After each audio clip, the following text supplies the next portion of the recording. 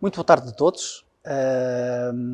Em nome da ACAP, da AFIA e da Mobinov, é com muito gosto que vos dou as boas-vindas a esta conferência virtual Políticas e Práticas do Cluster Automóvel, apresentação do estudo de Benchmarking Internacional.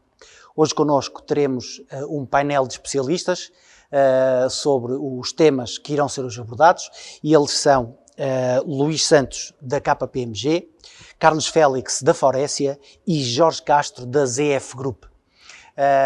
Este estudo que hoje vai ser apresentado e partilhado é um dos resultados do projeto Portugal to World Mobility, que este consórcio Mobinov, ACAP e AFIA submeteram e que assumimos e queremos no apoio ao tecido empresarial nacional da indústria automóvel, antecipar tendências, estudar aqueles que serão os nossos potenciais concorrentes no futuro próximo e também as boas práticas praticadas na Europa e naquilo que é a indústria automóvel do nosso continente.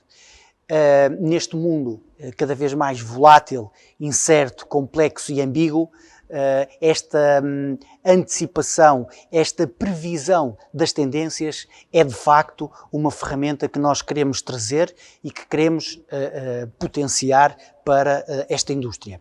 No que concerne ao desenvolvimento da conferência de hoje, eu gostaria de explicar muito rapidamente que o modelo que escolhemos é um modelo aberto, é um modelo onde todos nos vamos ver e tudo irá acontecer nesta caixa que está à vossa frente. Quer os oradores, quer as apresentações, quer o público que está connosco poderão fazer questões. Teremos 2 momentos de perguntas e respostas e pedíamos apenas que levantassem a mão virtual para nós podermos perceber quem quer colocar questões e, seguidamente, eu darei a palavra para poderem também intervir e colaborar e participar neste evento que é de todos, neste evento que é do Cluster Automóvel de Portugal. Posto isto, damos então início à conferência, pedindo a Luís Santos da KPMG que inicie a sua apresentação. Peço a todos os oradores que tentem respeitar o tempo, o que estará sempre visível no vosso ecrã. Até já.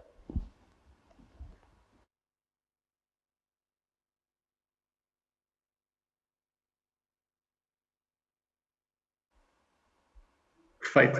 Olá, muito boa tarde a todos.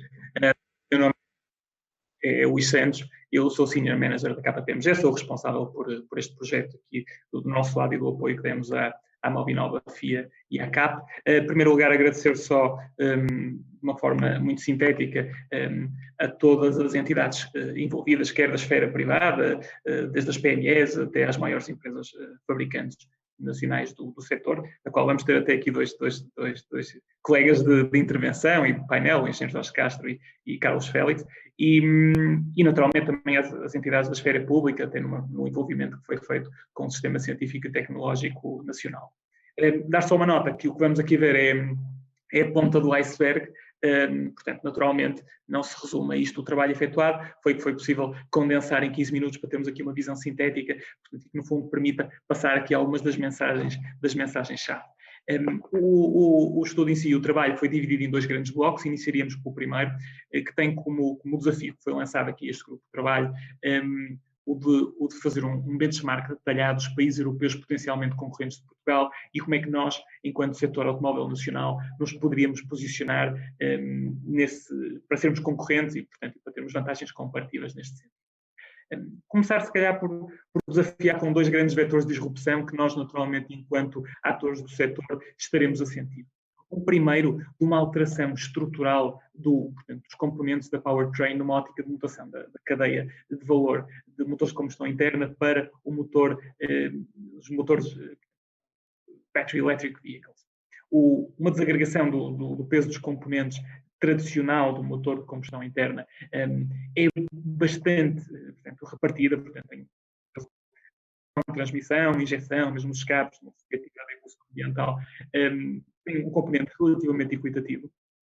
Verifica-se, quando passamos por uma mutação da cadeia de valor elétrica, um peso muito grande concentrado no battery pack. Portanto, 70% do valor de um powertrain elétrico está concentrado no battery pack. Naturalmente que esta eliminação de componentes, substituição e adaptação e criação de novos componentes vai ter impacto na indústria. Ainda o tem mais numa perspectiva, vamos começar aqui a destacar uma ideia que vamos reforçando até ao fim da apresentação, que é o tema do impacto deste tema a nível nacional por causa de um tema que é inescapável, que é a nossa insularidade face ao centro europeu. Portanto, atualmente, e teoricamente e assim de uma forma transversal a uma multiplicidade de setores, as cadeias de valor, as supply chains, estruturam-se em função dos componentes que viajam pior. Os componentes que viajam pior, e aqui tipicamente este componente estamos a falar das baterias. E porquê? O peso, pelo valor e pela sua relativa fragilidade ou sensibilidade, como quisermos. E atualmente, apesar de ainda termos uma produção muito focada no setor da cadeia de valor do motor de combustão, o setor está a evoluir de uma forma muito rápida e a pressão do consumo e a pressão legal está a ir muito no sentido de potenciar tudo o que são a produção e consumo de veículos elétricos. E este first mover advantage, este passo já foi dado. Hoje, as principais fábricas de baterias a nível europeu, com investimentos bastante elevados, estão muito concentradas no centro europeu. Neste gráfico que estamos a ver, portanto, é fácil de perceber. Portanto, se olharmos ali para o centro europeu, portanto, Hungria, Polónia, Alemanha, é onde estão a maior parte daquelas bandeiras que, na prática, são as fábricas de produção de baterias. E aqui o ponto é muito direto. Portanto, tipicamente, as supply chains estruturam-se e alicerçam-se em função do bem que viaja pior e do valor mais elevado. E, neste caso, o bem que viaja pior e mais elevado nesta cadeia nova de valor será o battery pack. Como é que isso nos deixa Portugal, que não temos ainda um investimento previsto? Portugal, dizemos até Península Ibérica, deixamos uma posição de maior fragilidade, naturalmente. Há bens que viajam melhor, portanto, e há raios de ação tradicional, nós conhecemos alguns, quanto menor o peso do bem, maior o valor acrescentado, maior o raio de ação. Mas um conjunto de bens mais estruturais, mais pesados, de valor, portanto, com uma dimensão significativa, assentos, escapes, até a própria parte da assemblagem automóvel, portanto, estão um pouco mais desafiados por um afastamento potencial do centro da supply chain que se adivinha pelo tema da concentração de fabricantes de baterias no centro europeu. É o único vetor de disrupção, o tema da cadeia de valor elétrico? Não. Um segundo, muito significativo e estrutural, embora não tão visível e não tão imediato, é o tema dos desenvolvimentos contínuos no âmbito dos veículos autónomos. Esta alteração vai implicar uma evolução, mutação de parte significativa dos componentes atuais. Quer numa perspectiva, se quisermos começar pelo mais simples, do software, como tudo tem a ver com a integração e geolocalização e o impacto na drivability do veículo, quer numa perspectiva de componentes físicos. Sensorização, talvez mais óbvio, sistemas de segurança interiores e entertainment, portanto, se quisermos desafiar e pensar num carro cada vez mais como algo focado no condutor / piloto e mais focado no utilizador, naturalmente faz uma evolução grande em tudo que seja a estrutura dos interiores, portanto, bancos virados, podemos teorizar e há vários já desenvolvimentos sobre o assunto e R&D, portanto, bancos que estão focados no centro do veículo e não só na estrada, portanto, bancos que se respeitam mais e menos, portanto, tudo isto tem um impacto a nível de sistemas de segurança, por exemplo, a nível de airbags, muito significativo. Sintetizando e abrindo aqui um bocadinho de caminho para o que vamos explicar mais a seguir. Claramente, o aumento da procura por veículos elétricos associado a esta pressão regulatória e ambiental que nós todos conhecemos estão a causar um shift do foco de produção. A evolução no conceito de veículos autónomos, não tão evidente, mas é um segundo vetor que acompanha a par e passo este primeiro e, portanto, prevê-se inevitável uma adaptação da produção dos componentes e veículos a estas cadeias de valor de Battery Electric Vehicles e dos Autonomous Vehicles. Não só numa perspectiva da cadeia de valor, ou seja, o que produzir, mas tem aqui a segunda questão que também é extremamente importante, que é o onde produzir. Utilizando o poder da repetição, a estruturação até aqui vigente desta supply chain automóvel reflete na prática um equilíbrio entre a realidade geopolítica, comercial, portanto, e de representatividade e focos de competitividade de cada um dos componentes. A questão é que esta cadeia sofrerá, de acordo com a análise efetuada, mutações relevantes num espaço temporal curto. Um shift na localização dos centros produtivos é uma tendência relativamente estrutural, com um foco na deslocalização e na concentração no centro europeu em torno dos componentes que viajam pior, que são as baterias. No caso, não está previsto nenhum investimento para a Península Ibérica, ainda não está implementado, nota-se algumas daquelas fábricas estão em um estado muito avançado de implementação, outras estão apenas previstas. Prevê-se uma tendência global para o encurtamento das cadeias. Aqueles dois palavrões que ali estão, micro supply chain e nearshoring, não é mais que nearshoring, é um encurtamento das cadeias globais, portanto, e o micro supply chain é a tendência de construção de microcadeias autónomas, portanto, em zonas geográficas mais curtas e mais autodependentes e não tão dependentes dos choques naturalmente verificados a nível mundial. Leia-se, por exemplo, o que sentimos nos dias de hoje, algumas restrições relativamente ao Covid, leia-se limitações geopolíticas e, tocando num tema, não nos esquecendo de outro fator que potencia o encurtamento da cadeia, o tema da economia circular. Portanto, há aqui uma pressão grande para o aproveitamento e reintegração dos componentes, portanto, após a sua reutilização de novo no processo produtivo, e quanto mais próximos estiverem os elos da cadeia, nomeadamente esta fase final, portanto, mais viável é o conceito. Portanto, todas estas tendências, no fundo, forçam aqui um relativo encurtamento da cadeia. E a verdade é que Portugal, hoje, isto representa um risco adicional para nós. Representa um risco adicional para nós porque reforça a nossa insularidade, que já de si hoje é desafiada por algumas limitações logísticas dos meios modais que estão à nossa disposição. Podemos voltar a falar das bitolas, mas isso é um tema que todos que aqui estão já saberão com certeza, já terão explorado com certeza. Portanto, e naturalmente, quando nos comparamos com países que estão mais próximos do centro europeu, e vamos falar um bocadinho disso a seguir, claramente estamos numa posição de vantagem. Portanto, e esta movimentação, associada aqui a uma implementação de focos centrais da cadeia, nomeadamente os focos de produção de baterias, portanto, no nosso entendimento, é um risco adicional.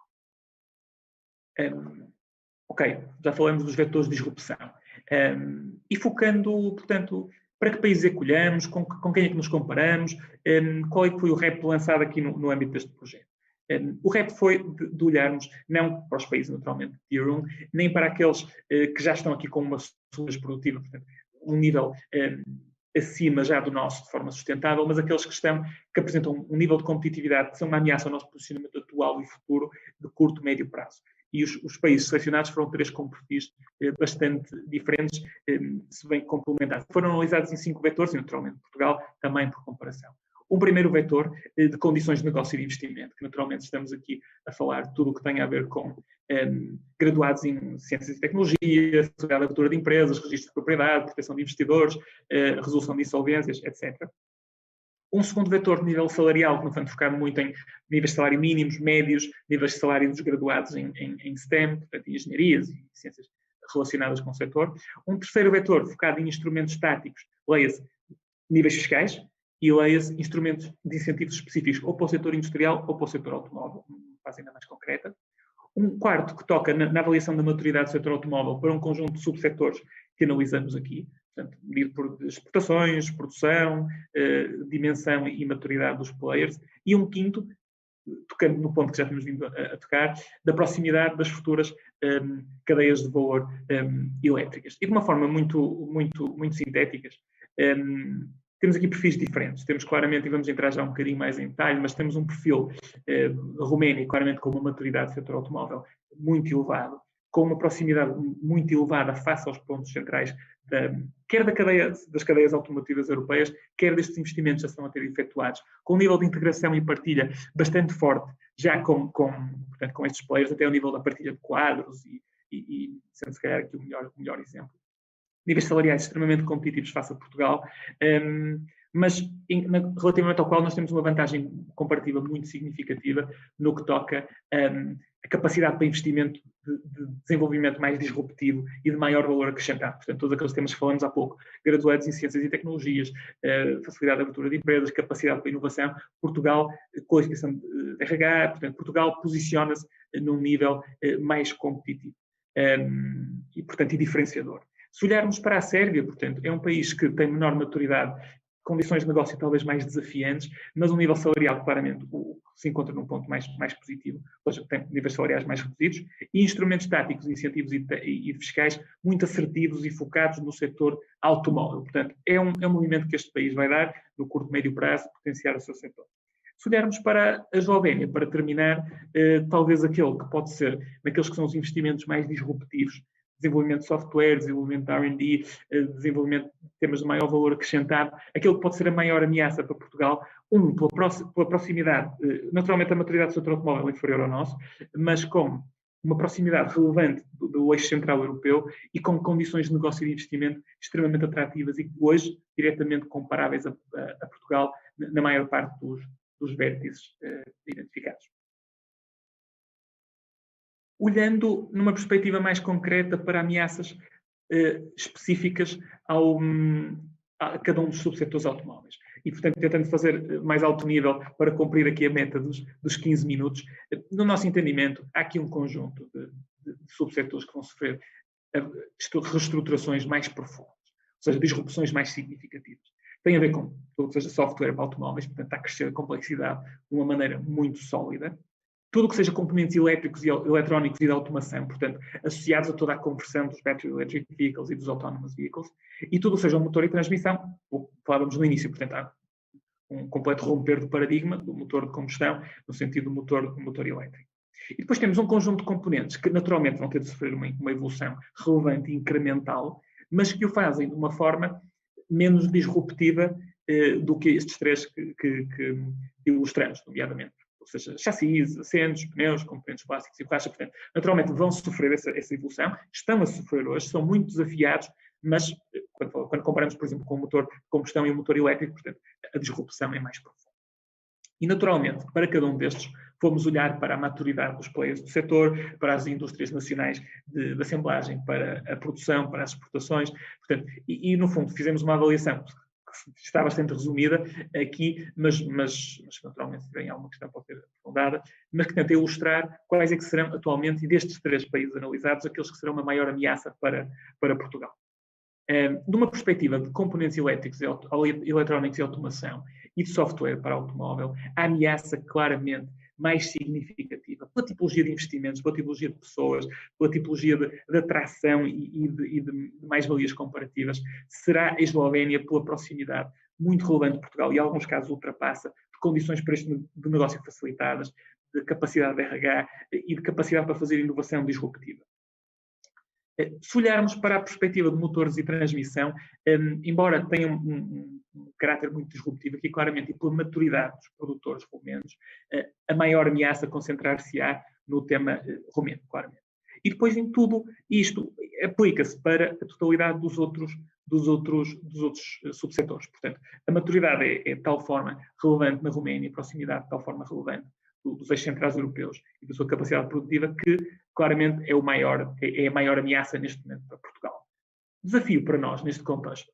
Portanto, no que toca àquelas categorias que sofrem uma disrupção mais significativa, claramente o caminho é uma aposta no R&D e na inovação, mas numa perspectiva de adaptação a estes novos paradigmas do battery electric vehicles e autonomous vehicles. Portanto, não é uma perspectiva de evolução, melhoria contínua, naturalmente, mas numa perspectiva de rápida adaptação àquilo que é um paradigma e exigências diferentes daquelas que estão vigentes até agora.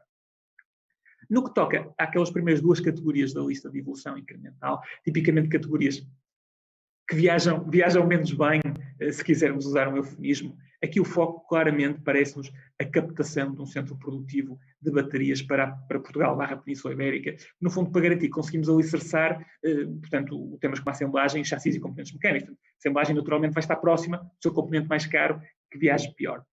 Nas outras cadeias, nas outras características, naturalmente, o desafio de avaliar estrategicamente esta transição dos componentes que produzimos hoje para as exigências que vão sendo solicitadas no curto e médio prazo. Quanto mais depressa o fizermos, mais sucesso teremos.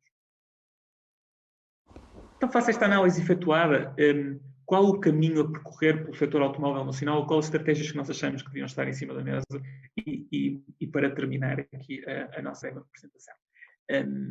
Claramente, há aqui dois blocos de estratégias que temos de ter em consideração e que nos parecem relativamente consensuais e de uma forma maior ou ou menos profunda, já que o setor automóvel nacional já está relativamente capacitado, se bem que não seja todo transversal. Numa perspectiva incremental, naturalmente que vão ter uma evolução incremental com menor ganho e menor risco, mas que é necessário para aumentar garantir os aumentos de eficiência para nos posicionarmos de melhor forma. Claramente, uma continuação da otimização dos processos produtivos, não tanto na visão de melhoria contínua que já temos hoje, e é característica do setor automóvel, mas numa perspectiva de desbloquear este valor adicional, numa lógica de digitalização e indústria 4.0, da qual aqui até nesta call temos muito bons exemplos e ainda discutimos há pouco. E, num segundo lugar, claramente, o reforçar do R&D no setor automóvel. As entidades do Sistema Científico e Tecnológico Nacional têm muito para dar, querem fazê-lo. Há uma possibilidade de investimento modular e uma capacidade e receptividade dos OEMs para este investimento modular, desde que se enquadre naturalmente na sua evolução e no seu paradigma de marca. Portanto, e é um espaço que nós acreditamos que deve ser mais explorado. Já começou a ser explorado, mas há potencial para ser mais explorado. E depois entramos nas disruptivas, e para fechar, porque vamos só alargar um bocadinho. Há aqui claramente um tema que tem de ser estudado e avaliado ao mais alto, que tem um elevado esforço de implementação, mas no nosso entendimento é crítico para gerar um hub produtivo nacional, portanto, e captar entidades a montante e a jusante, que é a capacidade de termos uma produção de baterias a nível nacional, ou no mínimo ibérico. Em segundo lugar, e em terceiro, se quisermos, portanto, a adaptação inevitável dos produtores da cadeia de valor aos componentes numa perspectiva dos battery electric vehicles e autonomous vehicles. Portanto, percebemos que isto nem sempre é constante, percebemos que em alguns casos é mais push, em outros casos é mais pull, mas para isto ser efetivo e para nos posicionarmos rapidamente temos de nos contextualizar e perceber que temos de fazer uma mudança disruptiva à forma como produzimos os componentes, sob pena de já não estarmos no radar dos OEMs nos próximos contratos. E no final do dia, posicionar Portugal como hub de software para o setor automóvel. Este processo é em curso, já há ótimos exemplos a nível nacional. É um processo com elevado ganho e risco reduzido. Eventualmente aqui um risco significativo começa a ser a disponibilidade de perfis para isto, porque da mesma forma que isto é tema para o setor automóvel, é para todos os outros, temos ótimos exemplos e, portanto, e se tivermos aqui um first mover advantage e conseguimos captar estes recursos, portanto, podemos diminuir o risco no curto e médio prazo e garantir que temos também aqui uma rápida velocidade de adaptação ao mercado. E da minha parte, com um ligeiro atraso, terminava e passava a bola ao Fernando. Muito obrigado, Luís, pela excelente apresentação. E passo agora a palavra a Carlos Félix, da Faurecia, que nos irá certamente dar o seu ponto de vista relativamente aos tópicos aqui desenvolvidos e apresentados no estudo de benchmarking internacional. Muito obrigado.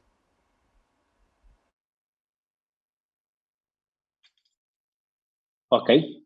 Já me conseguem escutar? Sim. Antes de mais, então, o meu agradecimento por esta oportunidade de participar nesta conferência. Quero, então, de alguma forma, marcar aqui a opinião sobre o tema abordado. Sem dúvida, começando por aquilo que é o enquadramento do Grupo Faurecia, que assenta em 4 grandes grupos de negócio. Por um lado, temos a Faurecia Clean Mobility, com sistemas de exaustão. Temos uma outra unidade de negócio que é bancos de automóveis, uma terceira que são sistemas de interiores e uma quarta grande grupo de negócio que é a Faurecia Clarion Electronics.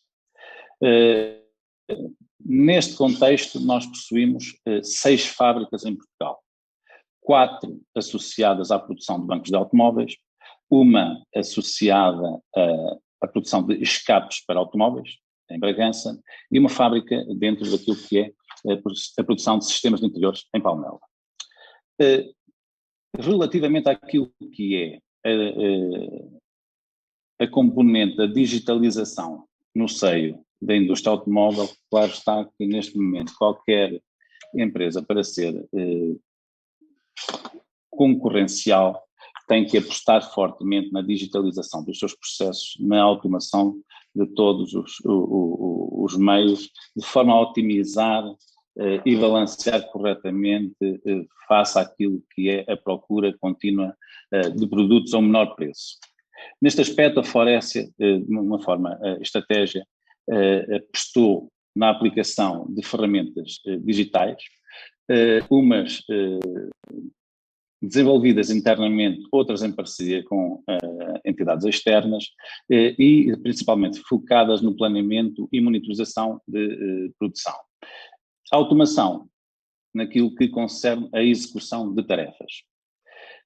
Quando tentamos enquadrar estas fábricas que, por sua vez, já estão, de alguma forma, muito desenvolvidas naquilo que é os principais desafios da atualidade, e queremos olhar para aquilo que é a questão bem abordada pelo Luís, estando nós, o nosso posicionamento sendo periférico, o que é que nós, como Grupo Faurecia, estamos a antecipar e estamos a fazer? Claramente que é um trabalho que já iniciou há algum tempo atrás, claramente que nós temos que perseguir aquilo que é o posicionamento das OEMs.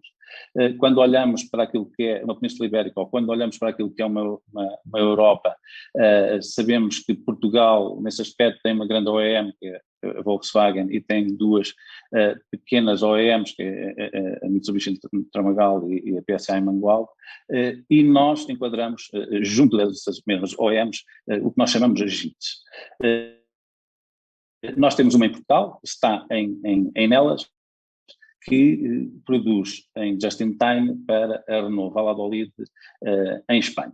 Todas as outras fábricas não são JIT.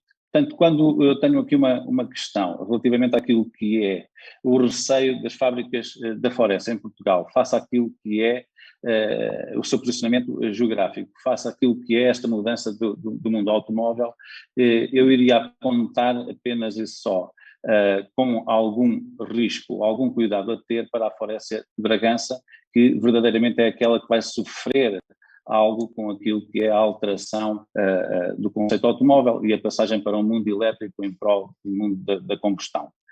Nesse aspecto, a estratégia da Faurecia, que assenta em dois pilares, um deles é a mobilidade sustentável e outro é o cockpit do futuro, compõe já, dentro da mobilidade sustentável, aquilo que são dois pontos fulcrais. Por um lado, o ultra low emissions, ou seja, de veículos comerciais, e por outro lado, zero emissões com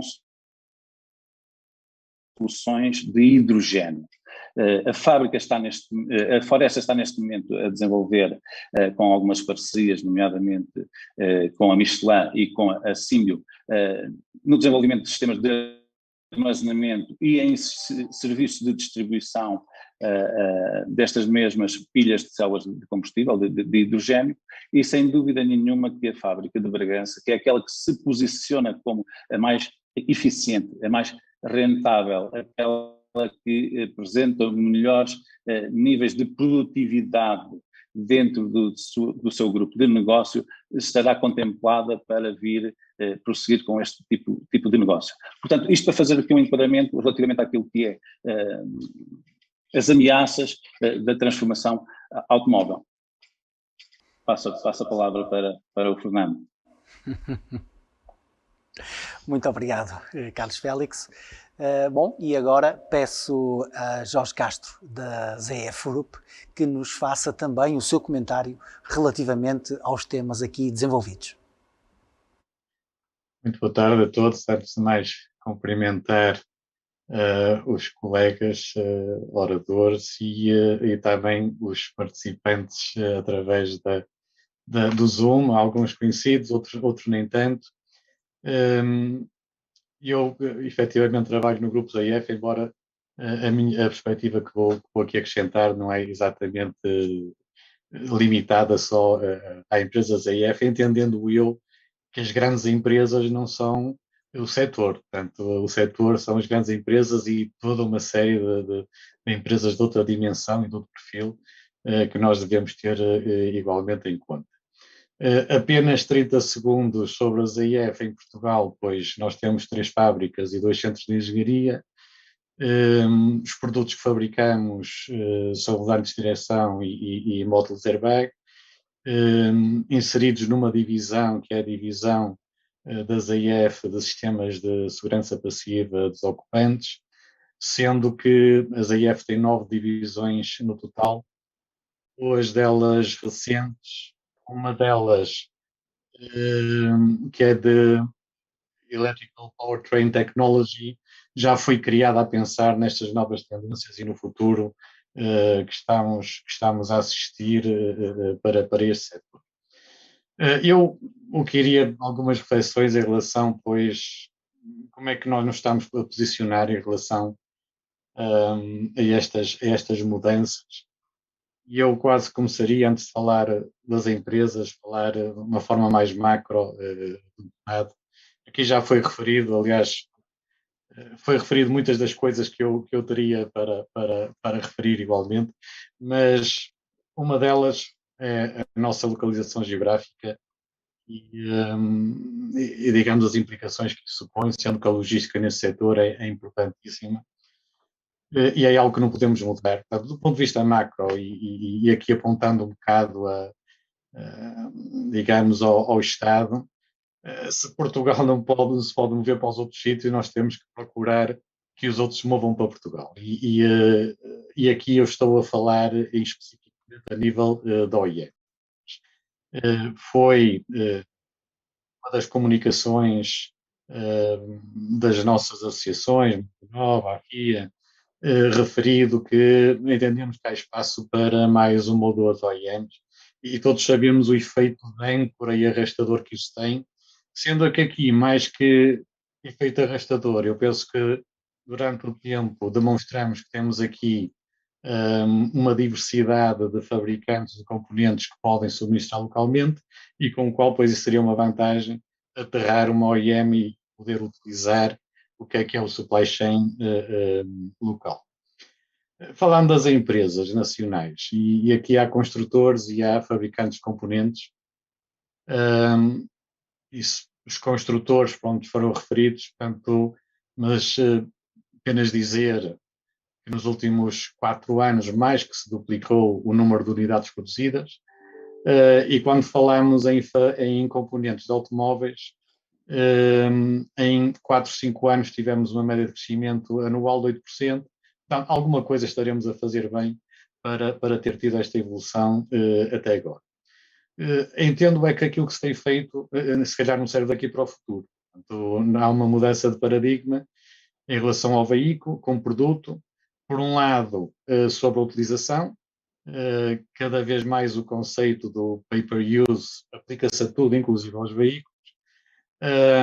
E por outro lado, a nível de funções, de funcionalidade, portanto, o veículo elétrico, pois o que é o veículo autónomo, o que é a conectividade, e nós temos que procurar posicionar-nos dentro destas tendências de futuro, sendo que se virmos qual é o portfólio de produtos, ou categoria de produtos a nível de componentes, não estamos mal posicionados, cerca de 30% está na categoria de componentes elétricos, eletrónicos e de automação, e há várias outras categorias que não estão diretamente afetadas por esta mudança. Continuará, pois, a haver necessidade de airbags, de pneus, de antenas, de infotainment, de vários tipos de componentes e materiais que fabricamos, mas temos que procurar posicionar-nos de forma a evoluir, que se encaixem, pois, neste novo produto que é o automóvel de futuro. Portanto, isso é um exercício que temos que fazer em conjunto com as OEMs, que é de onde aprendemos, e internamente com os apoios que sejam suficientes para nos desenvolvermos nessa direção. Pois eu cumpri os meus 5 minutos, assim, na indústria automóvel nós procuramos, pois, ser rigorosos destas coisas, de maneira que a minha primeira intervenção daria por terminado. Muito obrigado, Jorge Castro. Terminamos assim a primeira ronda de análise ao estudo aqui apresentado. Passaremos agora rapidamente para a apresentação da segunda parte deste mesmo estudo. Não quero deixar de salientar e de relembrar que no fim da segunda parte do estudo teremos então um espaço para colocarem as vossas questões a cada um ou a todos os presentes e os especialistas que aqui trouxemos para nos antecipar as tendências, analisar os principais concorrentes e analisar também aquilo que são as boas práticas na Europa no que tem que ver com a indústria automóvel, e é isso que agora vamos desenvolver nesta segunda parte do estudo. Passo então a palavra novamente a Luís Santos da KPMG, que nos fará então uma síntese das conclusões. Mais uma vez, muito boa tarde a todos. Portanto, este segundo grande bloco, eu estou a projetar, se não estiverem a ver, depois digam por favor, mas eu creio que não vai. Este segundo grande bloco é, na prática, complementar e está interligado com o primeiro. O primeiro muito focado no tema de quais os desafios, qual a disrupção, qual o caminho. E este segundo mais focado, ok, então como é que nós, enquanto cluster, enquanto setor e enquanto, portanto, conjunto de entidades que se movem no mesmo sentido e com o mesmo objetivo, nos podemos organizar e de que forma é que estão a fazer os nossos congêneres europeus.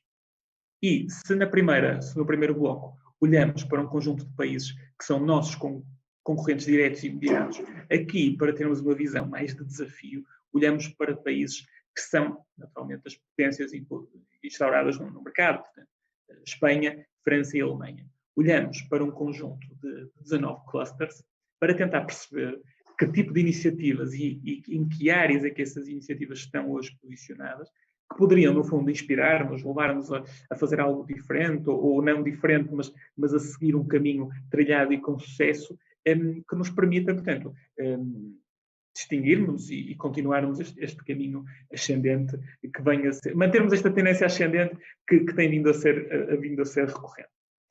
E olhamos de uma perspectiva crítica do macro para o micro.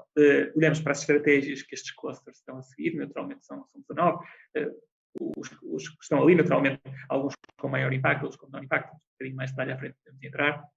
Depois, ok, estratégia, quais é que são os vetores estratégicos que temos, que funções é que desempenhamos para garantir o apoio aos nossos associados e para garantir que implementamos a estratégia, que iniciativas, ainda a um nível mais micro, é que estão a ser feitas em concreto e estão ou não em fit com a estratégia, e no fim do dia, portanto, como é que isto é pago, ou seja, quais é que são as fontes de financiamento destas iniciativas. Começando pela perspectiva estratégica, naturalmente, há algumas estratégias mais incrementais e outras estratégias mais disruptivas. O top 4, porque temos ali um que está relativamente inserido, se quisermos, são duas estratégias mais incrementais e duas estratégias mais disruptivas. Portanto, aquele conjunto de 19 clusters, de uma forma maioritária, foca-se a nível incremental em tudo o que seja inovação de processos produtivos, o supply chain, melhoria contínua, nada de novo, e foca-se em temas de novos materiais e arquitetura de veículos. Portanto, uma perspectiva de desenvolvimento de compósitos, de espaço interior e conforto. Portanto, toda uma perspectiva de novos materiais ou arquitetura, mais incremental, mas uma perspectiva diferenciadora e não tanto melhoria contínua, mais produto.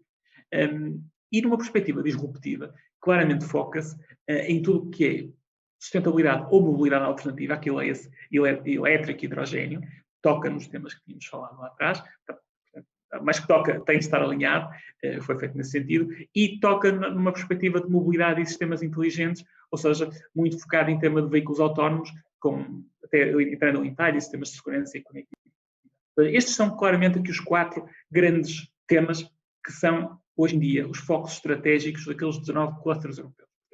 Inovação dos processos produtivos e supply chain, novos materiais ou arquitetura de veículos e, numa perspectiva disruptiva, sustentabilidade ou mobilidade alternativa, leia-se, por exemplo, elétrico e hidrogênio, e mobilidade e sistemas inteligentes. Então, estes clusters, como é que eles são constituídos? De uma forma para perceber se são comparáveis com a nossa realidade. São, portanto, não são porque são maiores, mas naturalmente os países em questão assim o justificam, portanto, são e são um Estado para o qual devemos apontar. Em primeiro lugar, tipicamente tem um foco regional, mas pela dimensão que tem. Naturalmente, a Alemanha é várias vezes maior que Portugal, o número de membros em média é bastante elevado, portanto, estamos a falar de uma média de 164 membros, que é bastante superior à base do cluster automóvel nacional que estamos a analisar, mas de uma forma geral, portanto, colocam-nos aqui uns objetivos que são relevantes e a sua dimensão é, se não diretamente comparável com a nossa, portanto, estabelece aqui um paralelismo para a realidade nacional. Focando no tema estratégico, já falamos, e focando no tema funcional. Que funções é que tipicamente estes clusters... Ok, uma coisa é estratégia, mas ao nível mais concreto. Que funções é que estes clusters disponibilizam aos seus associados? O que é que eles estão a fazer para ajudar os seus associados? E até em comparação direta com o que nós fazemos a nível nacional, a nível da Mobinov. Em média, eles têm cerca de 4 funções, muito focadas, aquelas que aparecem com mais hits, portanto, tudo o que seja apoio à internacionalização, a facilitação da colaboração e trend scouting, gestão da inovação e apoio aos processos de inovação. Portanto, leia-se inovação, internacionalização e colaboração. Também ali, em quarto lugar, o acesso ao apoio público. Mais uma vez, e comparando com a realidade nacional, nada de extraordinariamente novo. Portanto, se compararmos com as funções que nós desempenhamos atualmente na Mobinov, portanto, temos cerca do dobro, portanto, desempenhamos mais funções que tocam realmente nas principais funções desempenhadas pelos principais clusters europeus. Falamos de estratégia, falamos de funções, e agora passando para as iniciativas que talvez sejam. Portanto, a maneira mais concreta de avaliar se a estratégia está ou não a ser implementada e o que é que está a trazer de forma concreta para os associados. E, naturalmente, as iniciativas foram analisadas numa perspectiva sempre do período 14-20, foram caracterizadas em 4 dimensões-chave: do horizonte temporal, objetivo, temática e financiamento. E, no fundo, tentamos fazer uma validação muito importante se estas iniciativas práticas refletem as estratégias dos clusters europeus. E de uma forma muito direta, e, portanto, recordando, puxando ali os 4 principais, se recordam, os 4 principais vetores estratégicos que eram comumente aceitos por aqueles 19 clusters europeus. Portanto, os 19 maiores clusters europeus, franceses, alemães e espanhóis, tinham 4 grandes vetores estratégicos. 2 mais incrementais, de inovação dos processos produtivos ou supply chain e de novos materiais ou arquitetura de veículos. Era o que estava claramente em cima da mesa, portanto, muita inovação do processo e inovação do produto. E de uma perspectiva mais disruptiva, claramente que estavam focados em tudo o que fosse iniciativas de otimização de mobilidade alternativa, leia-se elétrica, leia-se hidrogênio, ou sistemas de mobilidade e sistemas inteligentes, uma perspectiva de adaptação a veículos autónomos, cybersecurity, nesse foco. Cruzando as iniciativas com a estratégia, uma conclusão muito, muito interessante. Portanto, os 4 principais eixos estratégicos, as iniciativas concretas daqueles clusters que foi possível analisar, enquadram-se em 2 e não nas 4. Ou seja, existem claramente iniciativas a nível europeu focadas em inovação dos processos produtivos, numa ótica de melhoria do processo, ou um foco mais supply chain. Numa perspectiva mais disruptiva, existem mais iniciativas concretas e de apoio naqueles clusters que analisamos, concretos, focadas na sustentabilidade ou mobilidade alternativa, mas toda a informação que foi possível analisar, não encontramos iniciativas práticas de apoio, numa perspectiva incremental, a novos materiais ou arquitetura de veículos, ou seja, desenvolvimento mais produto e menos processo. E, da mesma forma, numa perspectiva mais disruptiva, apesar de já estar no top of mind a um nível estratégico, na perspectiva dos veículos autónomos, são bastante menos e muito menos incidentes as iniciativas desenvolvidas a nível dos clusters, aquelas iniciativas de mobilização, de trend scouting, de gestão de inovação, focadas nos temas dos veículos autónomos. E deixávamos o repto. Claramente há aqui 2 eixos que, a nível europeu, não estão, isto são naturalmente, cruzando com as iniciativas da Mobinov, é possível verificar aqui algum alinhamento com os temas mais comuns nos clusters. Há outras que não tocam diretamente ali, tocam noutros eixos que não estão neste top of mind, mas gostaríamos de deixar aqui o repto e aproveitando a presença de tantos ilustres representantes do setor. Portanto, há aqui um espaço para um conjunto de iniciativas colaborativas, um espaço relativamente não percorrido a nível europeu e que poderia posicionar-nos de forma mais diferenciadora. Mais focado em inovação de produto, ou seja, ali o vetor mais incremental de novos materiais ou arquitetura de veículos, e um segundo mais a nível de mobilidade e sistemas inteligentes. Voltando a reforçar, isto não quer dizer que não haja iniciativas dos OEMs, dos produtores, naturalmente não é esse o foco. O ponto aqui é que não existem um conjunto de iniciativas estruturadas e potenciadas por clusters de forma agregada. Portanto, isto poderá ser um espaço, e é um repto que lançamos, um espaço interessante a percorrer e ocupar no âmbito do cluster nacional, não só de seguir iniciativas positivas que têm vindo a ser feitas, mas sim também trilhar um caminho novo e diferenciador e, portanto, que seja possível destacar-se aqui uma forma positiva. Terminando com uma pergunta muito concreta, que naturalmente é a questão de pensar, ok, então quem é que paga essas iniciativas todas? Não é uma informação 100% pública, como compreenderão. Há aqui algum tema que foi fácil de perceber e foi relativamente direto. Portanto, o financiamento público é o meio tipicamente mais utilizado pelos clusters, e o membership fee apresenta-se como um dos meios de financiamento mais utilizados, sendo que os clusters em análise, portanto, se recebem ali na ordem o mais reduzido, valor bastante pouco significativo, 60 mil euros, mas, portanto, isto no caso da Malfeu, foi até 1,5 milhão só de membership fees anuais, 500 mil euros para o Power BI do futuro. Portanto, de uma forma muito direta, embora não exista informação na sua totalidade, as receitas do que foi possível ver, estamos a falar numa ordem de grandeza muito superior àquilo que é disponibilizado ao nível do cluster nacional. O que, no fundo, levanta aqui um desafio aqui ao cluster a nível nacional, que é para preencher realmente este espaço destacado e para podermos ser diferenciadores e criarmos iniciativas, eventualmente, o aspecto de atuação, se não alterarmos o nosso modelo de remuneração, pode naturalmente colocar aqui alguns desafios pela necessidade deste meio para operacionalizar temas que sejam realmente efetivos e mobilizadores. E da minha parte, parava a apresentação e passava a palavra ao Fernando. Muito obrigado, Luís. Passamos agora para uma segunda ronda de análise à segunda parte do estudo apresentado e para isso dou já a palavra a Carlos Félix da Faurecia. Relativamente a este tema, portanto, quero de alguma forma reforçar aquilo que são os dois pilares principais da estratégia Faurecia. Por um lado, assenta naquilo que é através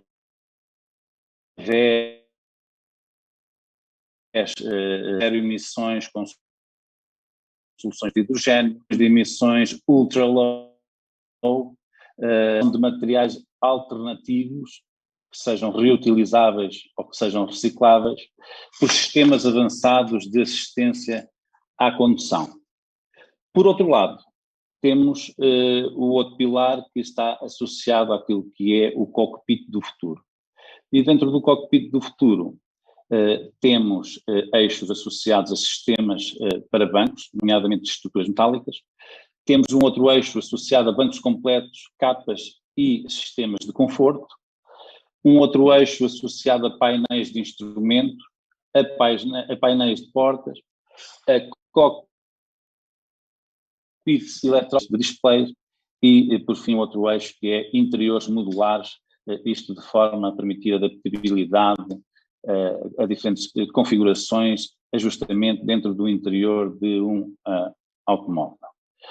Quando fazemos aqui a conjugação entre aquilo que são os diferentes clusters e aquilo que são os clusters em Portugal, e agora direcionando para aquilo que é os pilares estratégicos da Faurecia e as fábricas da Faurecia, claramente temos que a mobilidade sustentada através de materiais alternativos,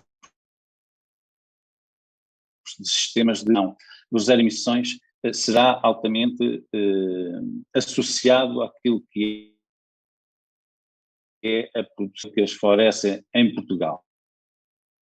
Portanto, que há um eixo e arquitetura de veículos, estamos completamente alinhados. Há que promover, há que defender, há que perseguir este cluster em Portugal. Quando falamos no segundo eixo sugerido, sistemas inteligentes, naquilo que concerne a Faurecia, aquilo que são as fábricas e soluções das fábricas em Portugal. Aqui estaríamos mais ligados ou estaríamos mais interessados naquilo que é a persuasão da associação à solução energética, a componente elétrica, o hidrogênio. De qualquer forma, aqui o desafio para a perseguir esses novos eixos. Estamos claramente empenhados em, juntamente com a Movinov, seguirmos estes clusters. Vamos naquilo que é a promoção dos mesas que vão de encontro às necessidades das fábricas e bem fazer parte dessa mesma atividade de uma forma contínua. Portanto, são estes os meus comentários relativamente àquilo que são os eixos aqui apresentados. Obrigado.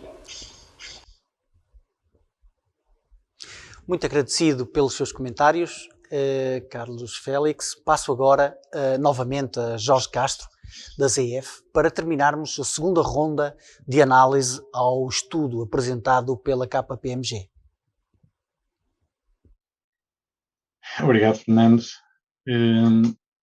Eu antes não queria deixar de referir alguns entraves à competitividade que nós temos tido em consideração do ponto de vista, quando eu falo nós, aqui falo do movimento associativo do setor, e que normalmente conseguimos delimitar em três perspectivas. Uma em relação ao Estado, a forma como funciona a justiça, e obviamente não me estou a referir a eventos recentes, a burocracia, a fiscalidade.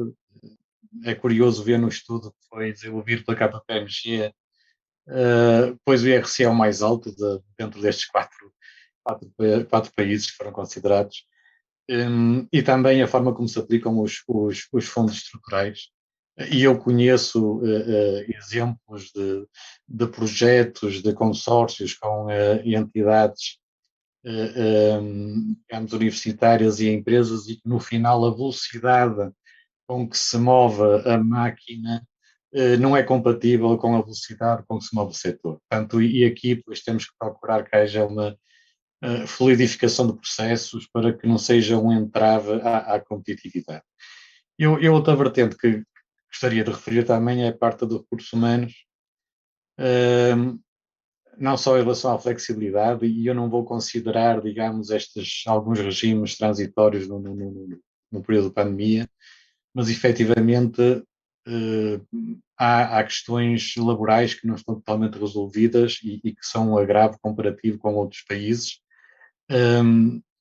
e também a parte de qualificação. Portanto, nós neste momento temos uma situação especial na pandemia, mas se retrocedemos 2 anos, já começava a haver escassez de força laboral com diferentes tipos de qualificação, e nós temos que atender isso, aliás, porque, tal como referimos, há que enveredar pelo caminho depois da digitalização. Portanto, isso significa há que requalificar. Portanto, isto também é algo muito, muito importante e temos de ter em atenção.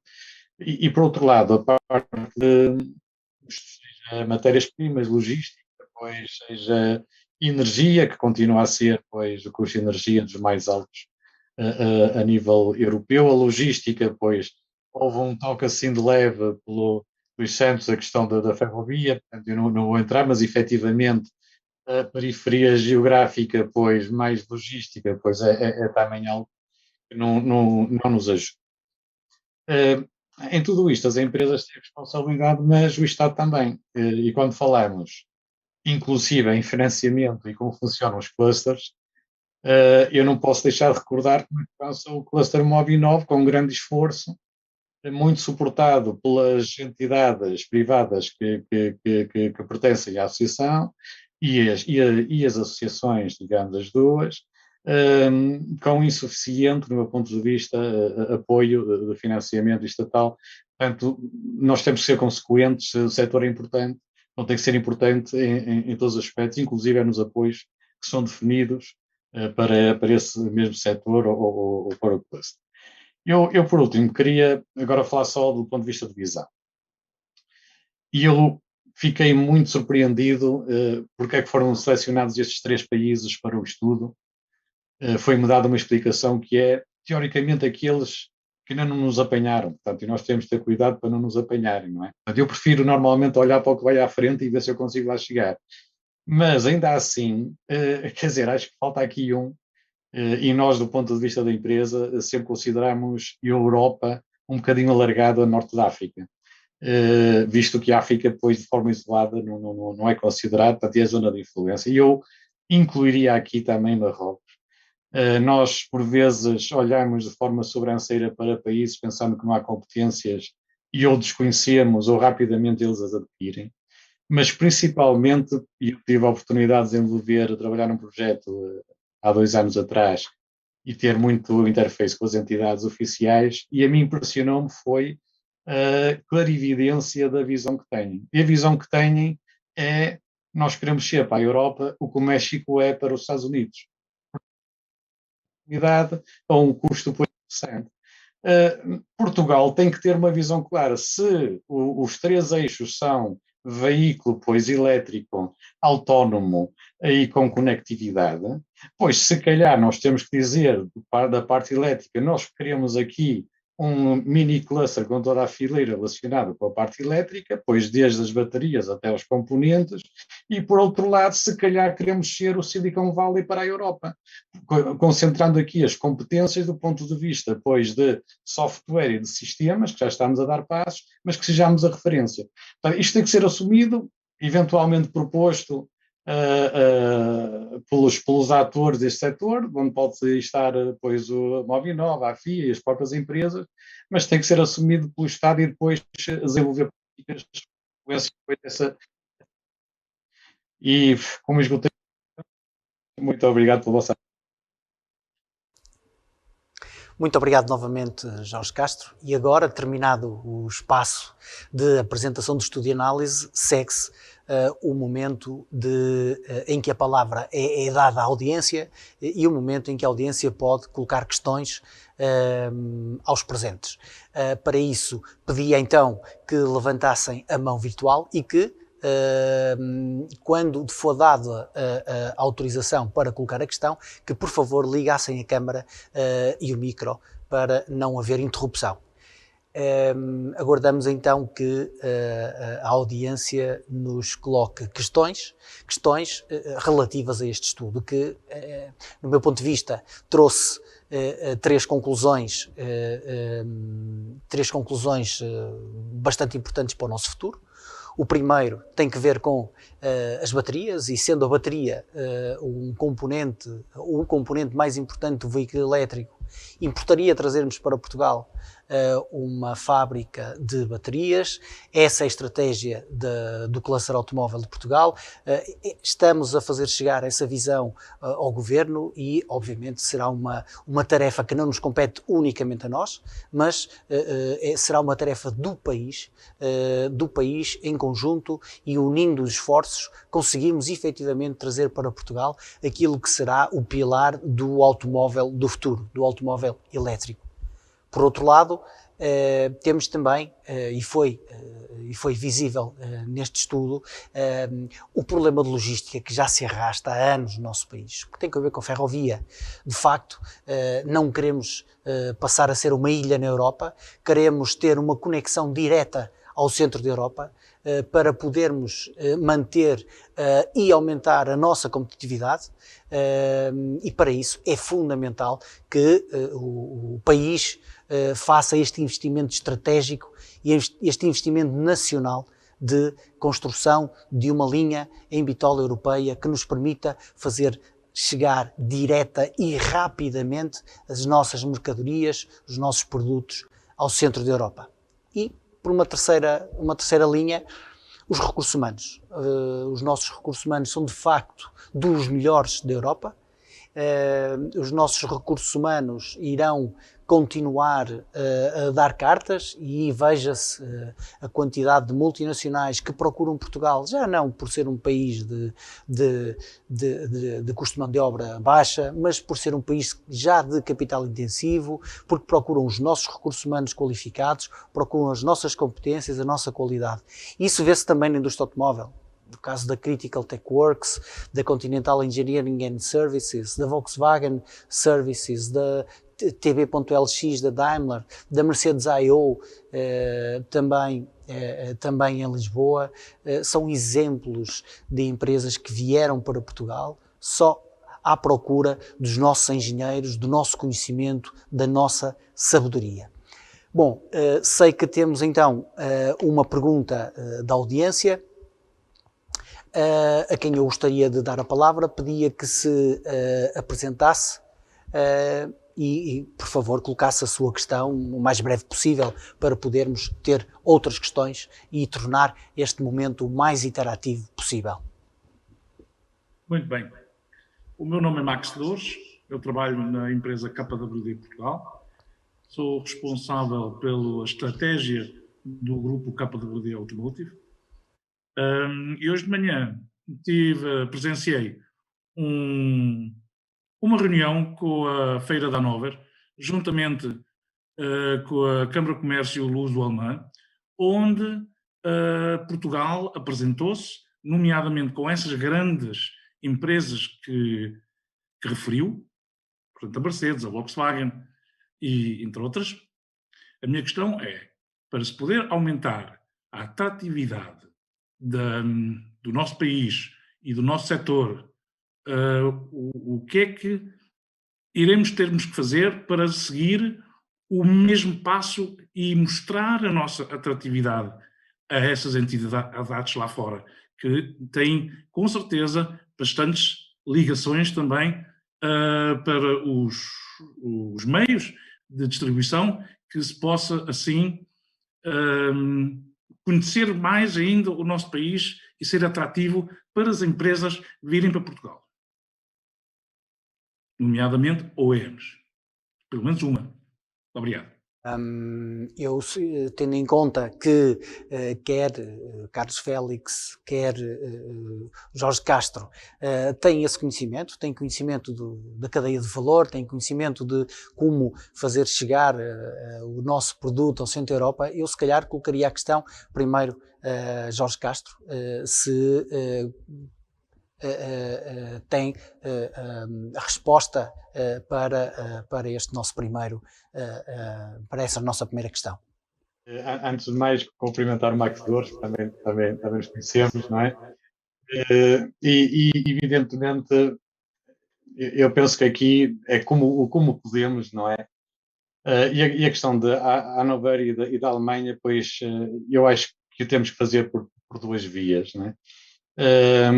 Uma é, de forma estruturada, publicitar o que é Portugal, porque realmente as empresas que cá estão conhecem bem, mas há muitas empresas que ainda não, incluindo na Alemanha. E, de facto, há uma intenção por parte também do AICEP, nessa direção, de fazer chegar a informação do que é que nós somos, não é? Porque Portugal evoluiu muito nos últimos 10, 20 anos, do ponto de vista de capacidade, de competências, de massa crítica no setor, da diversidade de atividades, de componentes, etc. Então, temos que fazer chegar isso.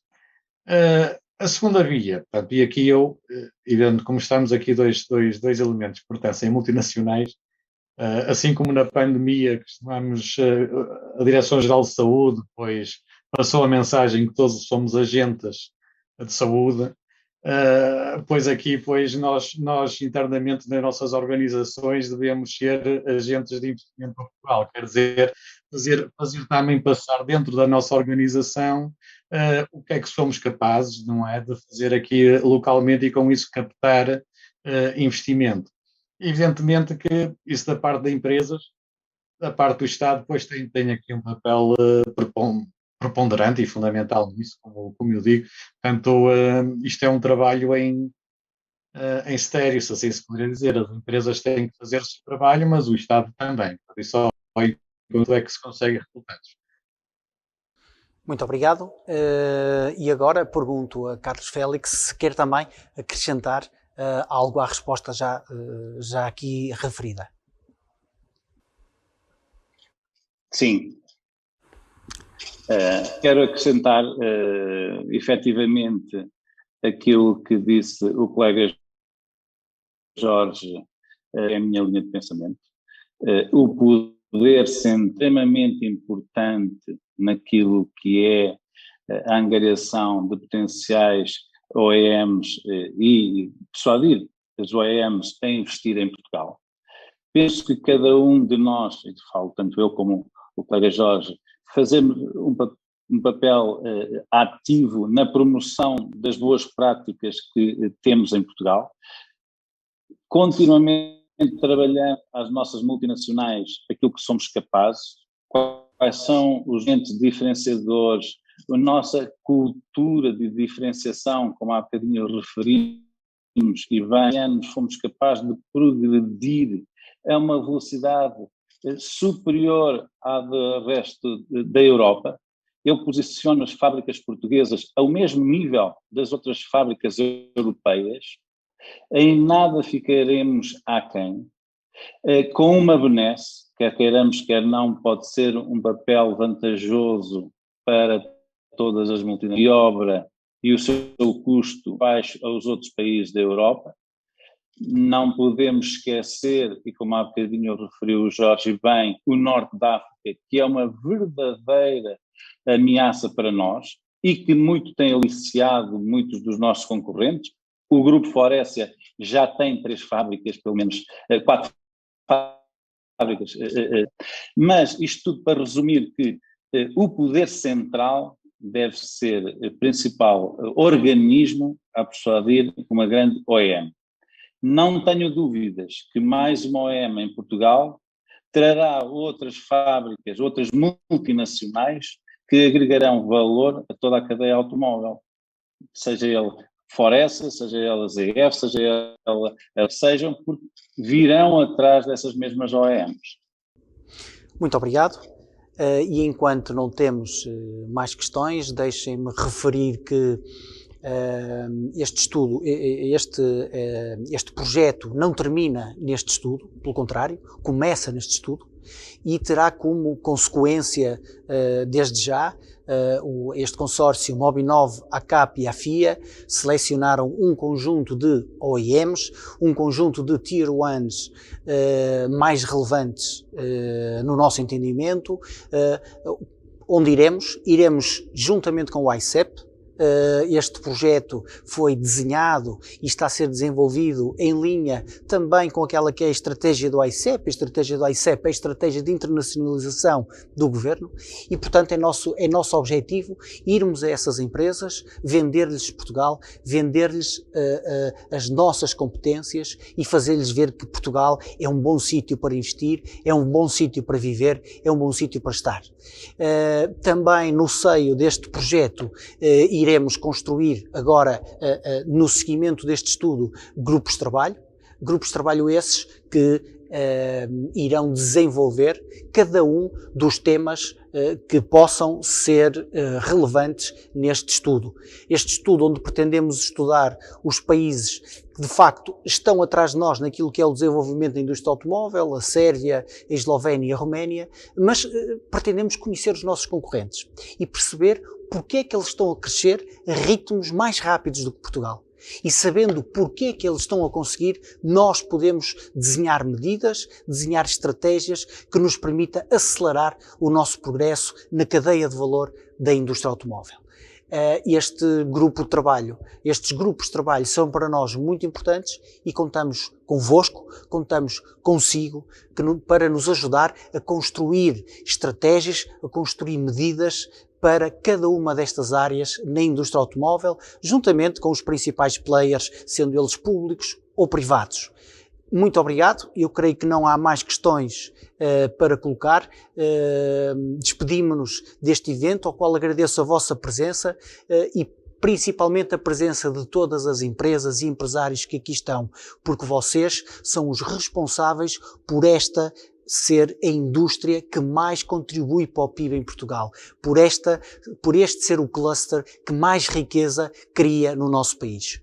Muito obrigado. O próximo evento será no dia 22 de abril e iremos abordar a temática dos recursos humanos, iremos especificar o aviso de concurso número 5, que saiu há cerca de um mês, específico para a indústria automóvel, específico para apoiar os recursos humanos no cluster automóvel. Obrigado e bem-aja.